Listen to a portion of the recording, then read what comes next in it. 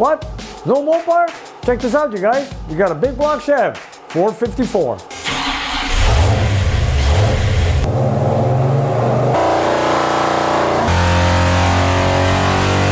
Why not?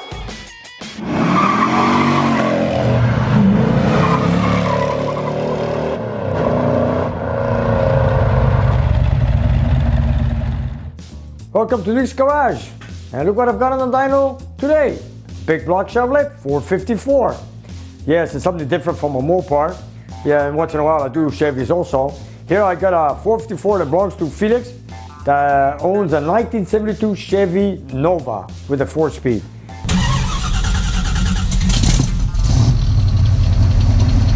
He's asked me to build him a 454 because when he bought the car a few years ago, he said that his 454 didn't perform at all like a 454 should. How was that, Vasily?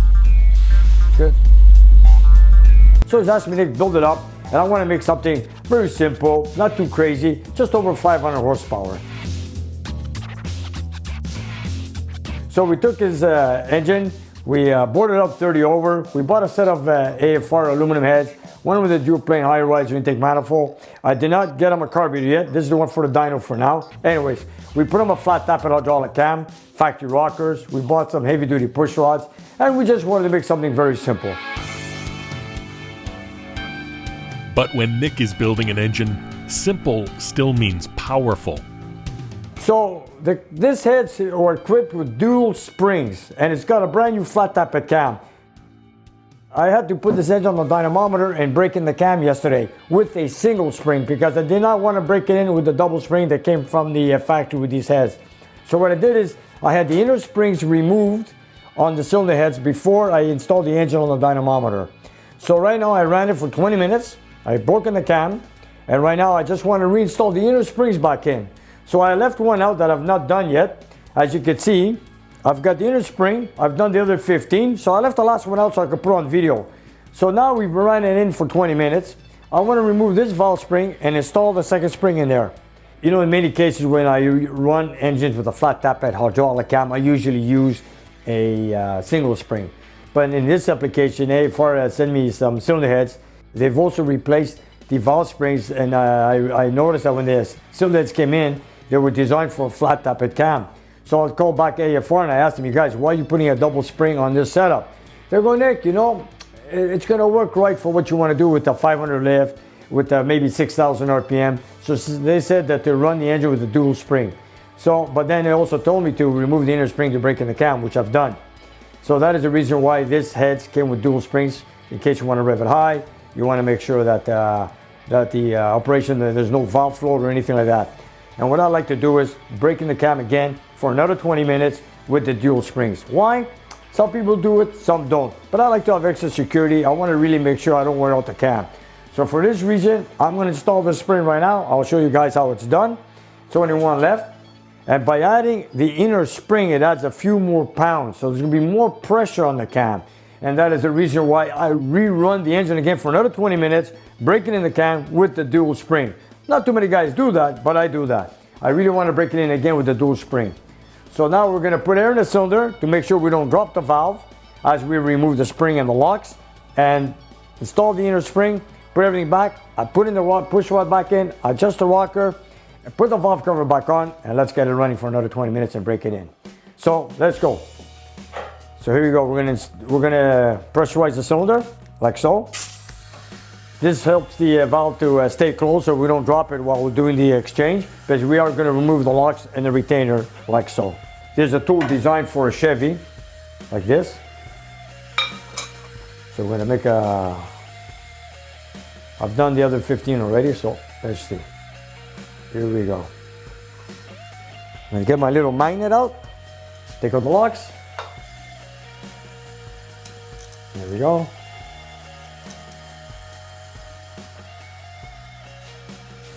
I'll put the locks over here.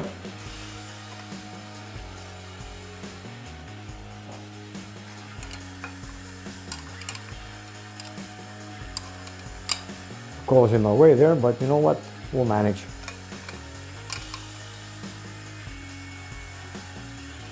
You know, after all, AFR designed this setup, so they asked me to they've told me to run it with the dual spring on this application with this cam. So here we go. We take out the spring. As you can see, there's no inner spring. We take the inner spring, we put it in like so, like that. Wind it in there. Put it back there. Now we put the tool back on. Like so, because we got to compress that spring so we can install the locks back on.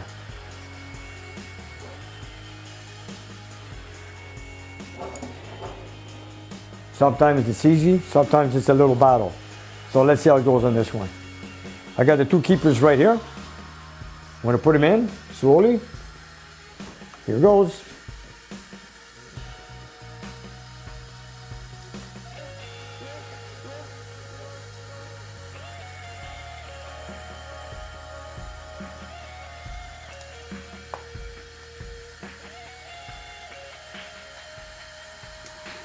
Like so, you see? Then we take out our tool that was designed for this. Now that the spring, the retainer, and locks are in place, we could remove the air pressure. The valve's not going to drop now, but it's locked in place. Remove the hose, like so. And now let's put our rocker back on. Here's our latch cap. It's got a latch cap. So put that back on. We'll get our push rod back in place. Here's our factory rockers. You know, some people say, Nick, you know, you build an engine. Why don't you put roller rockers? But then again, you know, roller rockers are they're not cheap. It's pretty expensive. And then every client has a budget. So I know these rockers will do the job. It's not a crazy horsepower engine, and I'm sure it's going to do the job. And my client said, Nick, if they do the job, go right ahead, put it back in. And here they are.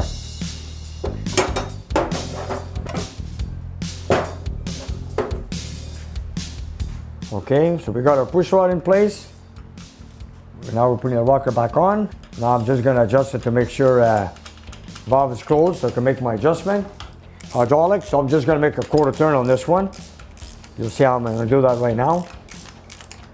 See how it's loose? I'm going to put it to zero lash. Like so. Okay, see it's loose like that. Watch this. Here we go. Make sure that we want to make sure the valve open and closed. And when it closes, that's where we start making our adjustment. But you want to make sure you make the adjustment when the valve is shut. There, it's down now. And this is where the valve is shut. I know that's where it is. And now I'll make my adjustment on my rocker. See, this is, we're gonna make it a zero lash. There we go, there's a zero lash right here, you see? No play at all, very, very little. Then I take this and I make a quarter turn. That's gonna be my adjustment. I've done the rest already. So now let's put the valve cover back on and let's get it started. And by the way, these valve covers do not belong to my client. They're just valve covers I have in stock that I've had for many, many years. My client has the set that are right there that look beautiful, chrome Chevrolet with a red bow tie. Those are his, but for some reason, those valve covers touch the rockers. So I'm not gonna use those valve covers. I'm gonna use these valve covers temporarily to do the cam braking again and also make the test on this motor. So for that reason, I'll leave him on for now. And now, let's reinstall the spark plug. Put back our ignition wires. Put our bolts back on the valve cover. Probably some people are saying, Nick, you already broken the cam with a single spring. Why are you doing it again? You know me, I like to do it twice. No harm done by doing it twice. After all, you know, it's just double security that you don't wipe out the cam. After all, you're going to see a lot more pressure now because of the inner spring. I don't mind taking an extra 20 minutes, run it for 20 minutes with 2,000 RPM. I'll be happy. I'm sure Felix won't mind. After all, I did tell him that I'm going to break in the cam with the single spring and put the inner spring on later on, which I just did right now. So if everything goes well, I call my client in and we start blasting it.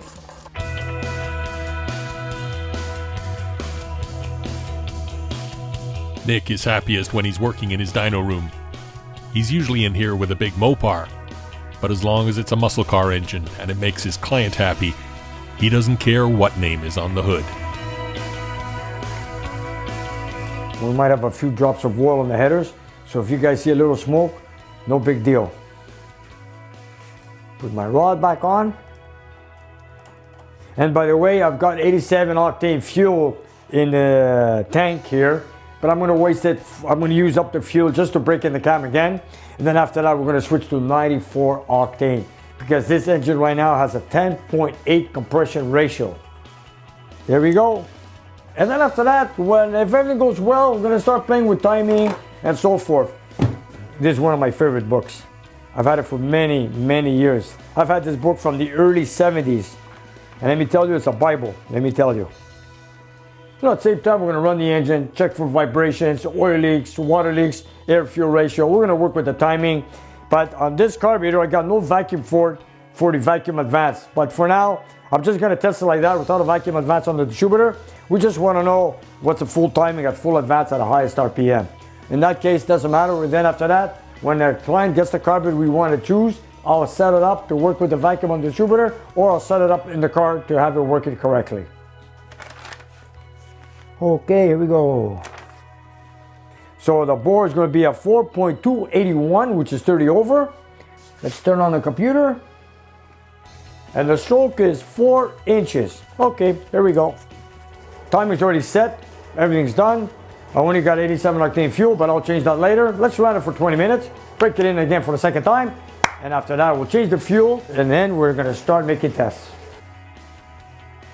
Okay, here we go. Fuel pump.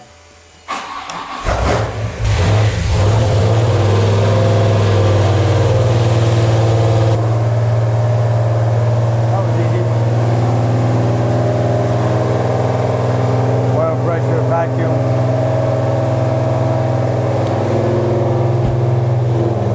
Run for 20 minutes, and after that, if everything goes well, we're going to start doing some testing.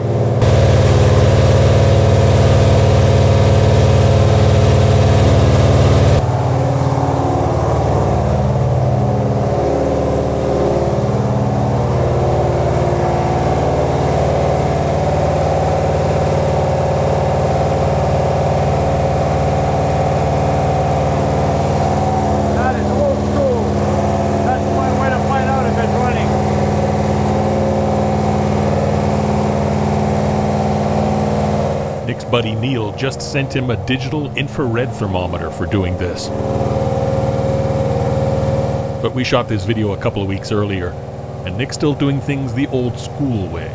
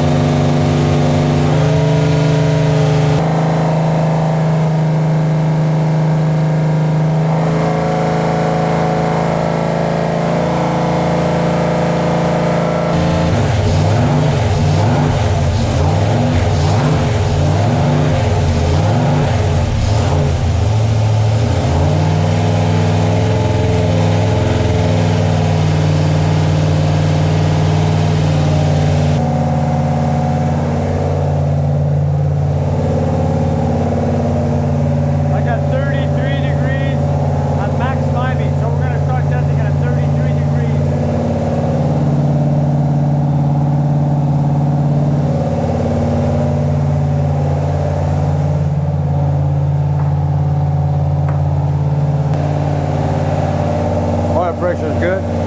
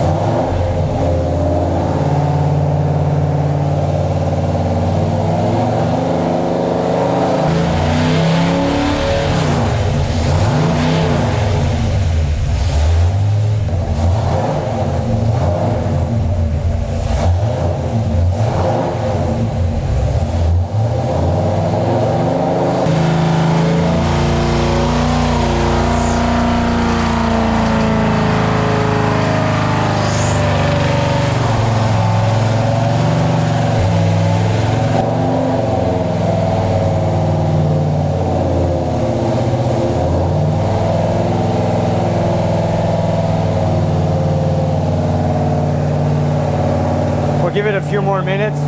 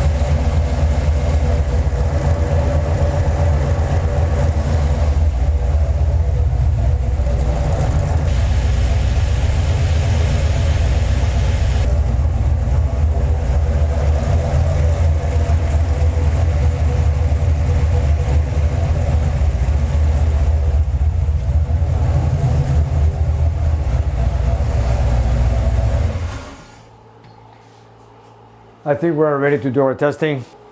So I got the timing set at 33 degrees. Air fuel ratio should be good with this carburetor because I've used it many times. It never ran lean on me or too rich. Anyways, we're going to make one test and find out. But in the meantime, I got to replace the fuel because right now I just used whatever fuel I had left over from the last test, which is an 87 octane.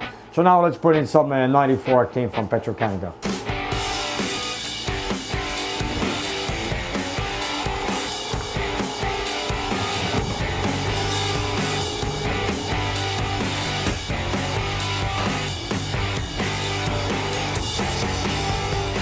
I'm going to make one test just to drain the system because it's going to take some time to drain the fuel out of the setup here. So don't count the first 1 or 2 tests yet. Just drain out the whole fuel, get the Petro-Canada 94 going through the whole system. And then on the 3rd test or 4th test, we're going to start counting our numbers. And engine this side consumes quite a bit of fuel. So I don't think we have any worries. All right. Let's put this away. Here we go. Put my funnel back on. And let's put some 94 octane.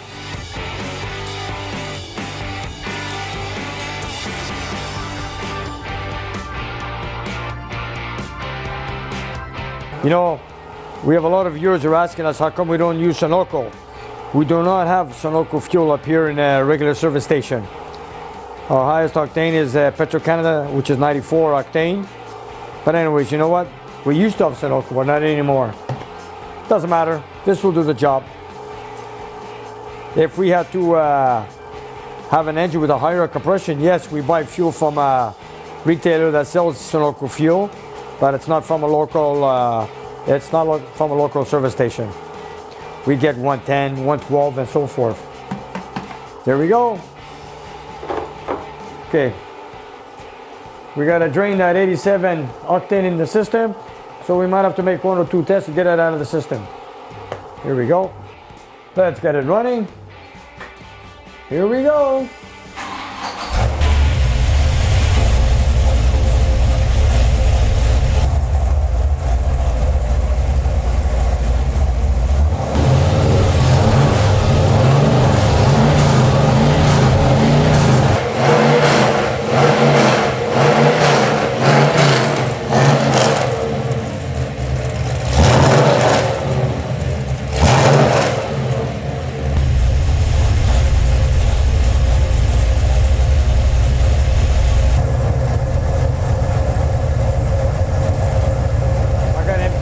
Fuel bowls.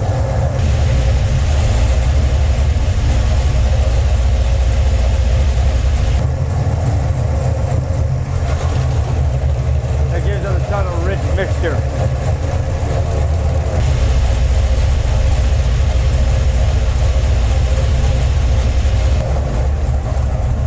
We'll make a little test.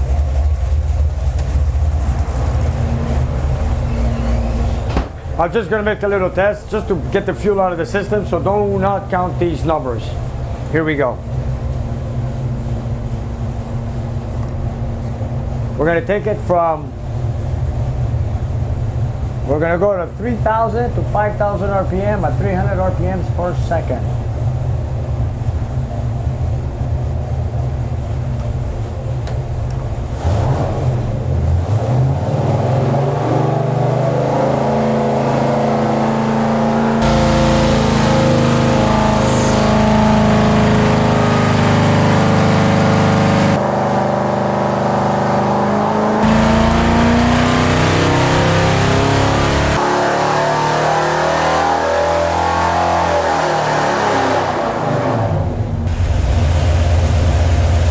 The oil cap went flying. Okay.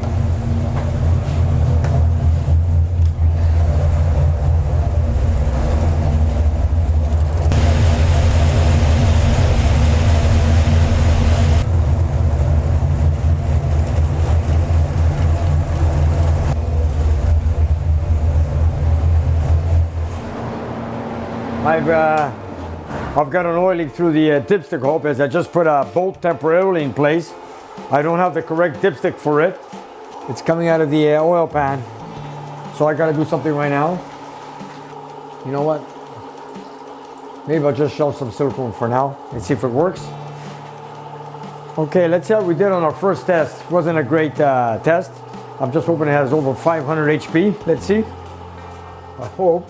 After all, it is a 454. Oh, wow. Oh, this is great. Check this out. This is running on 87 octane. We're at 525 at 5100 RPM. And the torque numbers are really impressive. 566 at 4200. Wow. Wait, you guys, we have not finalized it yet. Look at that. That looks pretty good. Look at that. This is just a pre-test. Call it whatever you wish. I call it a pre-test. Looking good so far. Let me just get some silicone. I want to fix that oil leak through the dipstick for now. My client was asking me at least, let's make at least 540 horsepower. It looks like we're going to be there for sure. It looks pretty good. I'm very, very happy so far. The results. What results? We haven't even started yet. Let me just fix this dipstick. I can't find a dipstick right now, so I got one on order. I've not received it yet, but in the meantime, I want to go further on with my testing. So let's see if this right stuff might do the job for temporarily. Just want to close the hole here. I don't want to make a mess on the engine mess here. Okay, here we go. I can't wait to go any further. We got a forged crank. We got eagle rods in there. I'm sure. And it's got these small port oval cylinder heads. But it's got good torque numbers. All right. Let's go at a higher RPM. Let's go. Pulled a 525 already. Hey, it's good, man. Okay, let's get it started. Can't wait again. We're at 525. I was hoping for 540 and over. So far, 525 at a 5100 RPM. Well, I think Felix will be most impressed with this setup. So let's take it at a higher RPM and see how it goes.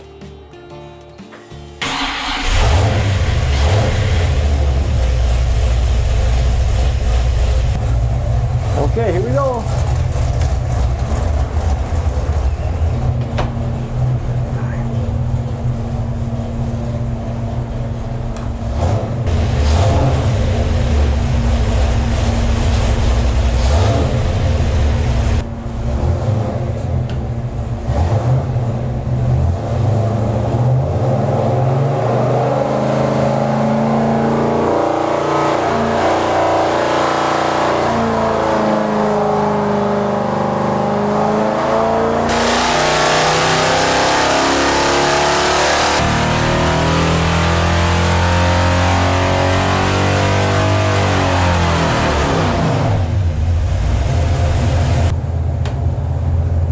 That oil cap keeps falling off. Here we go. What do we got? 535, 533, 541, 550, or 561 at 5800 RPM facility. Oh, it's a 460 gains. Yeah, it's a 454.30 overboard. Yeah, it's a 460, 454.30 over. Check it out. Anyways, I'm not finished testing. I'm still going through the test. It seems like we have to go a lot higher than 5800 RPM facility. Yeah, I'm going to take it up there. After all, we're looking for more power. So far, it's doing good. It keeps climbing, as you guys can see in the chart. So you know what? We're going to take it to 6,200 RPM. And let's see what we get from there. 62, here we come.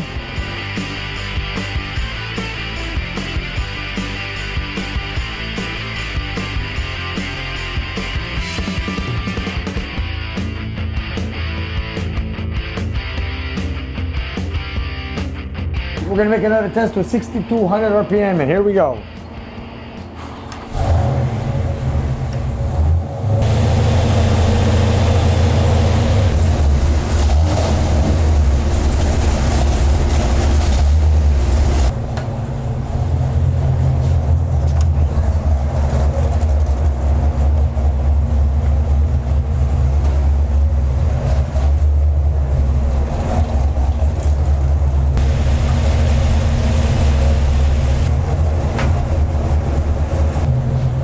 Here we go.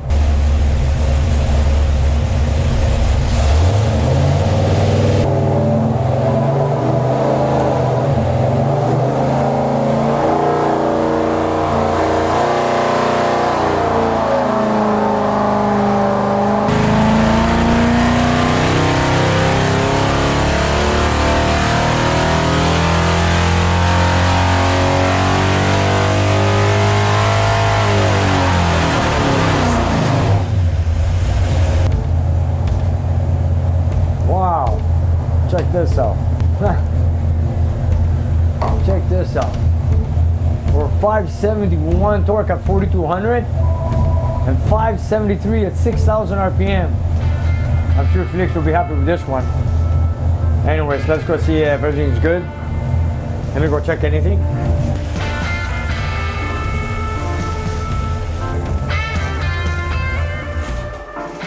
Okay, looks pretty good, looks pretty good. I want to keep testing. I'm going to play around with the timing in a few minutes. The air fuel ratio looks good. In the meantime, let me find an old dipstick I could put in place because I don't want to see that mess with the oil. I had to replace the breather. It keeps popping out. It's an old breather. I put in an oil cap.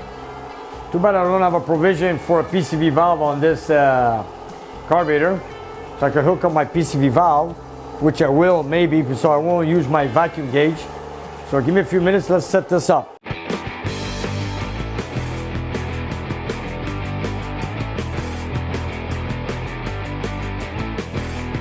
And there's one thing I don't like is oil leaks. So Vasily came by and put a dipstick in temporarily just to prevent it from leaking oil from the dipstick. Because, you know, I want to take a good visual look that nothing else leaks oil. So we just put a tube in it for now. I know the oil is full. So I want to do some further testing because I'm pretty happy with the result. And I'm sure our customer is going to be happy with this because our goal was to hit 540, 550 horsepower. So far we're at 570 HP and 570 torque, which is good numbers, good numbers. After all, you guys, it is a simple 454. They are small port oval heads with a flat tap and hydraulic cam. I mean, really, for a cruiser, this is not bad at all. Okay, let's make another test and see how it goes. And we're gonna still stay at the 33 degrees full timing. Here we go. I'm very, very impressed. I'm very happy. Okay, let's see how it goes again. Let's make another test. And we're gonna go a little bit higher than that. We're gonna go to 6,300. Here we go. After all, we do have good connector rods in there. We got a steel crank in there. So we're gonna take it at 63. I'm gonna start at 3,200 RPM. And here it is. After all, you know, when it's 30 overbore, it's a 460 cubic inch. And I'm, you know, I like to aim for 1 cubic inch equals 1 horsepower. So this is pretty good. We did beyond that. We're gonna start it right now. We're gonna take the test at 3,200 and go to 6,300 RPM at 300 RPMs per second. So let me just take an overall look. We put a dipstick in because I don't want to see no oil leaks. Take a good visual look, everything's okay. And let's make another test.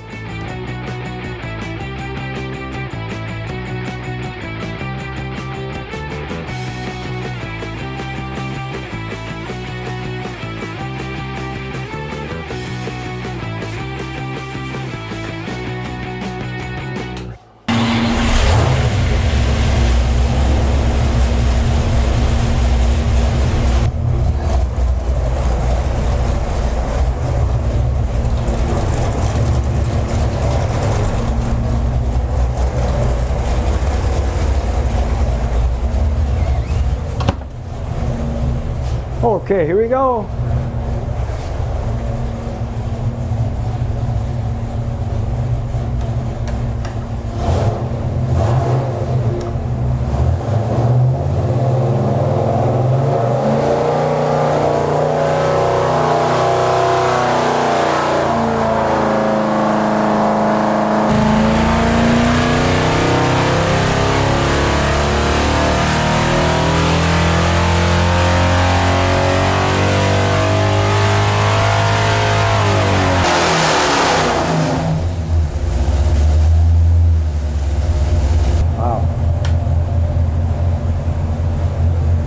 Back at 570, 74.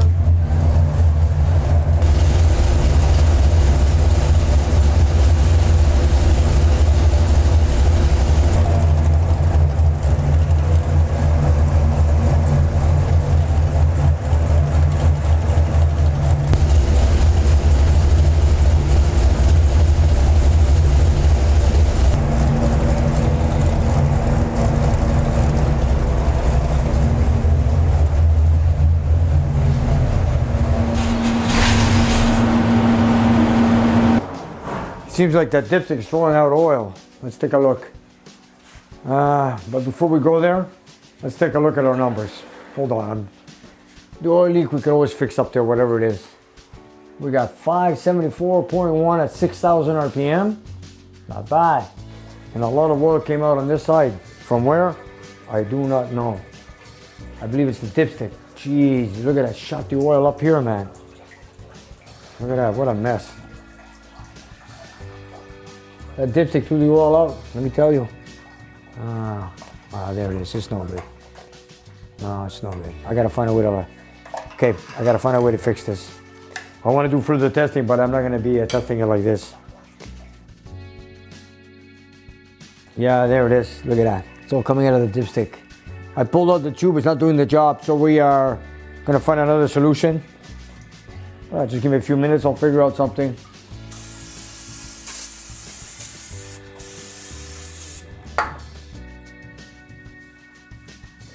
I hate walking on oil and I hate oil leaks. So you know what? Let's try to keep the place clean while we're working.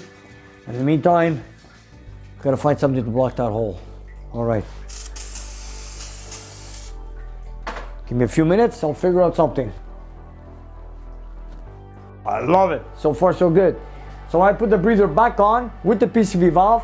So we're gonna make the same test, except I install the breather and let's take it from here. Here we go.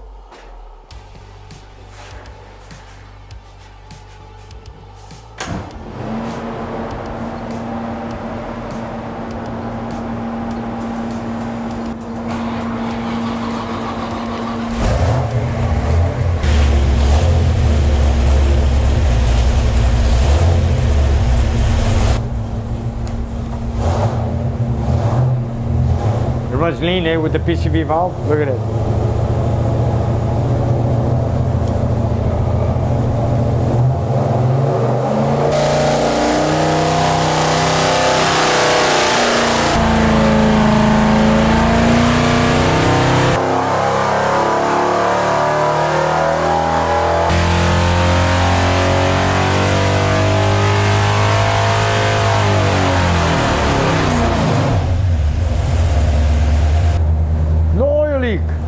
Look at that, no oil leak. Very good.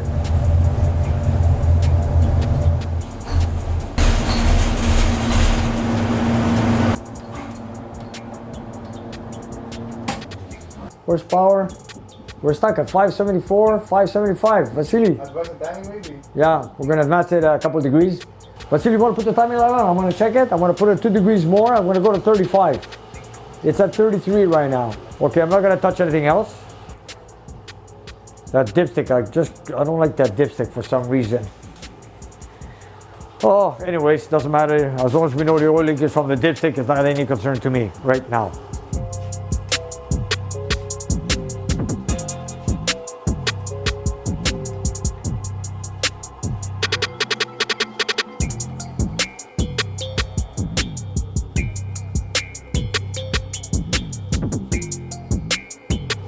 Okay, we're gonna leave it. Looks pretty good.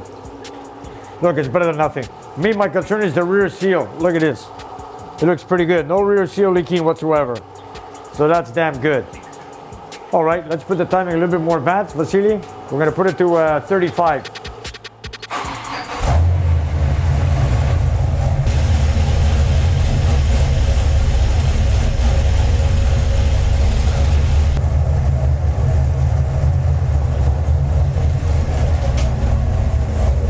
Rev it up for me.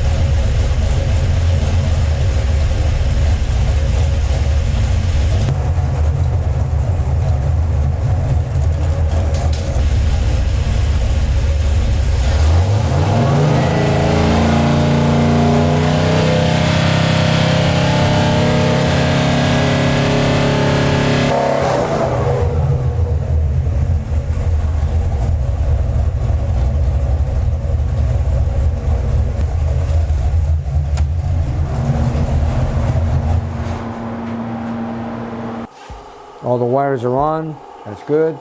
Off the throttle, timing's at 36 degrees. Except for the little oil leak with the dipstick, so I'm not gonna be concerned with that. At least right now, the oil leak is very minimum on the oil pan, so My main concern is anything else. So nothing else leaks, so that's pretty good. And it's running a little bit leaner on idle because I connected the PCV valve right now. But doesn't matter, we're doing tests right now full throttle. All this will be adjusted after when he gets his carburetor, put it back on here, if we do have it on the dyno by then, and then readjust everything again with his carburetor. But in the meantime, let's make another test. Now with a 36 degrees, full advance.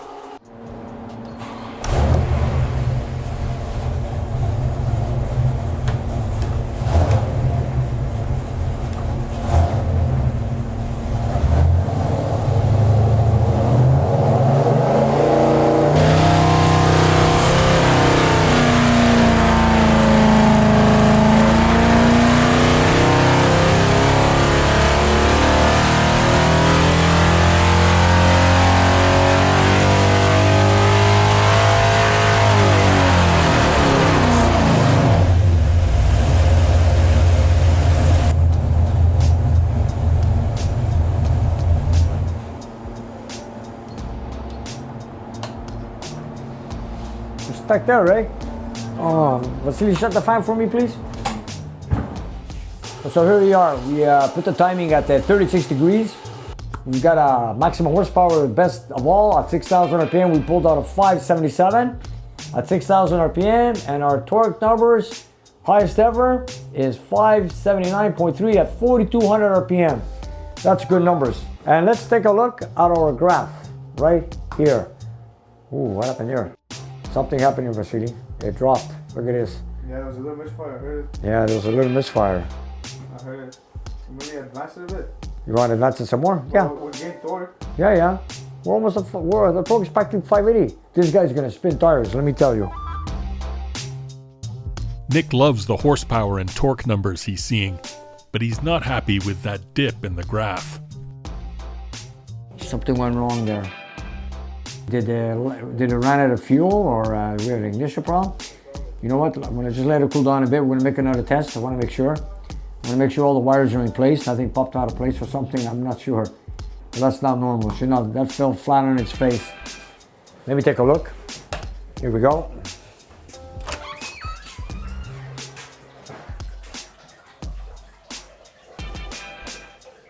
Let me check the fuel.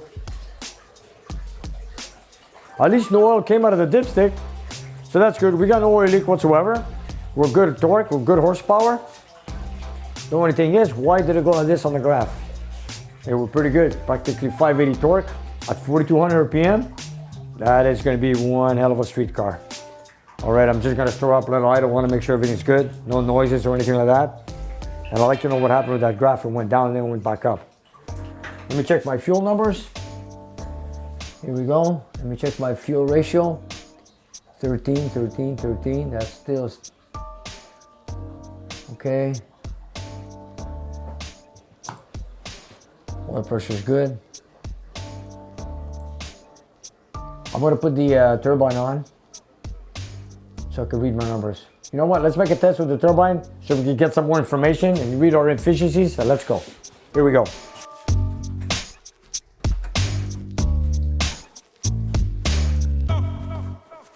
After all, it's brand new. I just got it. So let's get it working.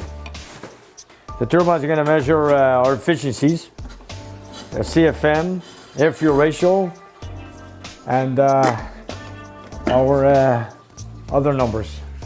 So let's get it connected, like so. Okay, let's get it running again, see what happens. Here we go.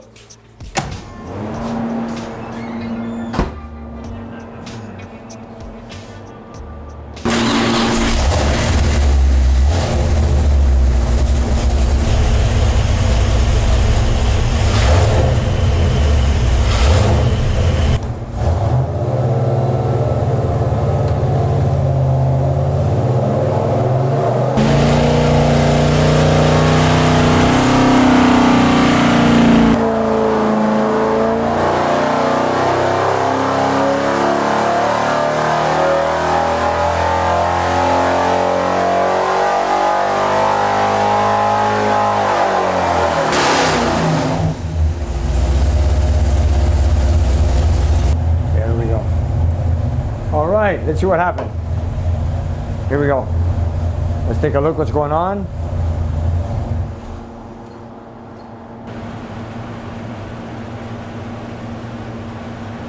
So far the engine is consistent. It's still at the 570, 571 torque. Horsepower is at 572 at 6,000. Here's CFM. It's taking 770 CFM at 6100 RPM, and this is a 750. Volume efficiency is pretty good. 100 plus at 39 till 5200 RPM. Not bad at all. Now let's look at the graphic. This is what I got to figure out right now. There. This is what we got a problem with. That dip. That dip. What happened to that dip? Why at 5500 RPM? Why? Okay, let me see something. I got to do some research here. Okay. Good question, eh?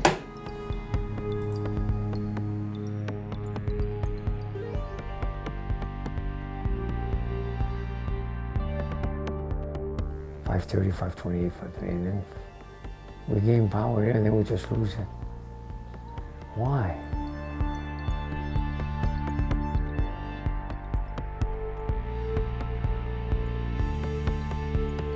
Where's the fuel? Where's the fuel? Fuel, fuel, fuel.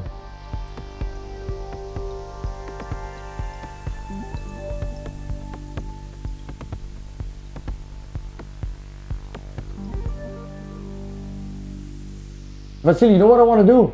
Let's try a bigger carb.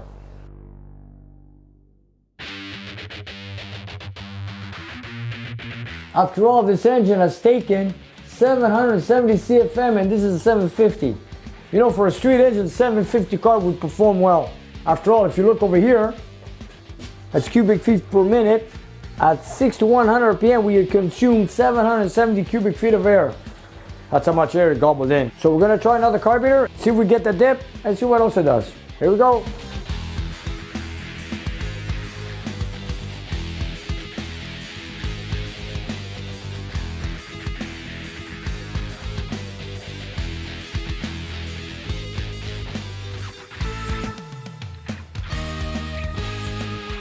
We've just installed our 950 Holley carburetor, which is HP model, 950 CFM. So let's go. Let's make another test. I can't wait to see this one here. You know, a lot of viewers always tell me to put a bigger carb. Well, here's your chance. We put it on and let's see how it goes.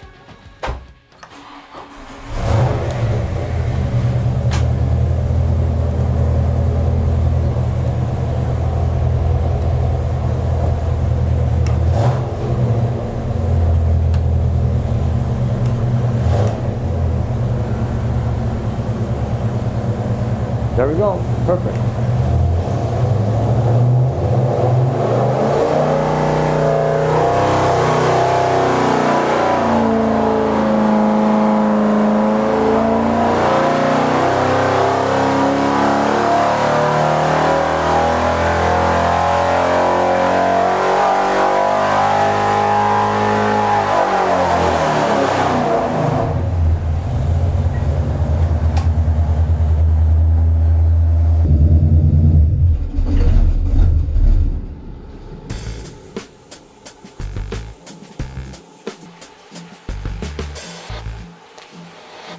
So we just installed a 950 CFM carburetor on it.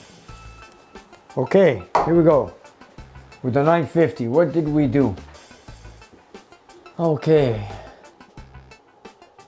Actually, we did worse. Okay, here we go. So, here we go. We used to pull out an average of 570 torque at 4,200 RPM.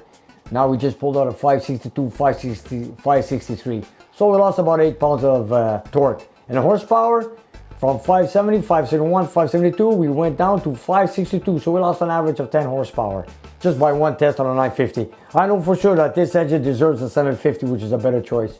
And we're gonna stay with that. And of course for a street, a slightly smaller carb is better than on a street car with better response. So we're gonna go back to the 750. And the graph, it dipped again. For some reason, I don't know why, I'm gonna have to look into it. Even with the 950, it dipped in the same manner. So I'm gonna have to look into this right now. Anyways, for right now, I'm just gonna make a compressor test. We lose power at 5,500 RPM, then we gain it back. Torque stables out. The torque stays the same, but we lose horsepower, then we gain it back. So I'm gonna have to look at that. Is it a fuel problem? Is it an ignition problem? Is it a valve floating? Which I'm not so sure right now, but I'm gonna look into it. But in the meantime, I just wanna see a cylinder test. Let's go. I'm just curious. See what it's gonna pull. But I'm just gonna take one test on one cylinder. Let me just put on full throttle. I'll put my gauge on it. Oh, we got no more oil leaks. That's one good thing about it. Here we go. 1, 2, 3, 4. So we're not gonna advance the timing more than 36 degrees. I got 200 PSI. I'm gonna leave it at that. It's pretty high. It's pretty good. I'm gonna leave it. And now I'm just gonna look into the dip, what the problem is. But in the meantime, as you guys can see, this is what we pulled out of it. 570 torque, 570 horsepower. It's a good street engine. I'm just gonna have to call on the client one day to come and look at it, make some more further testing with him. But in the meantime, this is what I've got. So you guys, hope you enjoyed what you watched. And here we go, 454 Chevy, 72 Nova. Even a Mopar guy like me, I sure appreciate a big block Chev here once in a while.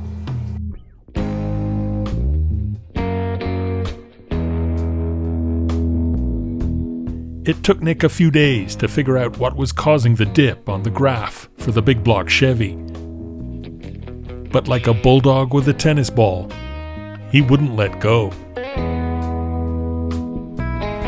And here we are a few weeks later, after the dyno, that we fixed the problem with the dip that we had with this engine on the dynamometer. You know, I've done a lot of engine on dynamometer, but I never had an engine that used to go to dip and then go back up into power. And I was wondering, what could that be? You know, I read up a lot of comments with a lot of viewers.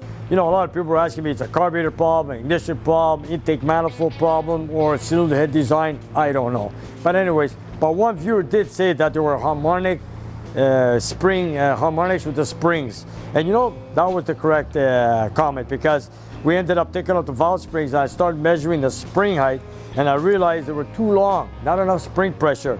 So we figured out that at a certain point it had harmonics with the springs at a certain RPM. So I've added a 45 shim on every spring, put it all back together, then back on the dyno and start running it again.